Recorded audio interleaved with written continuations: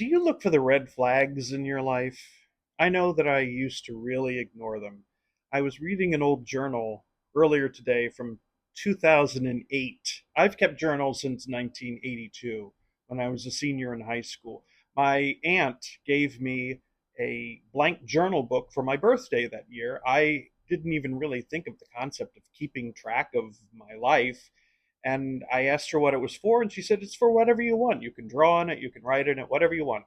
And she said a lot of people just record their daily thoughts in these books. So that's what I started to do. And I do it to this day. Now for the sake of space, I now keep my journal on my computer, but I have books and books and books of years of journaling that I like to go back to and just pick at random and open to a random page and read something and see where I was at a given place in time. And I opened this book, and it was almost this time of year. I think it was April of 2008.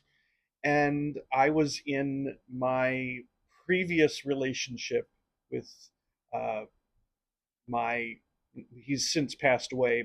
He was my ex, and then he passed away after we split up. But it was not the best relationship, and I stayed in it for 7 years. And I was reading, kind of, with my jaw hanging open, that I was putting up with a lot. I was ignoring all of the red flags about taking care of myself and my financial life. I was letting him basically live off of me for free part of the time. And because we were a partnership, I just told myself that that's what partners do, and that it would all get worked out in the wash, that we were going to, be together for a long time. And ugh, don't do that. You have to take care of yourself, and you have to especially look after your finances, and you really have to just not put up with being treated like that. So look out for the red flags. My husband, one of the first things that we talked about when we got together was, you know, uh, and this is before we got married, of course, when we were living together, and we moved in together. And I had told him my history, and he insisted. He said, everything's being split. I will pay my share of any bills that you pay, and vice versa.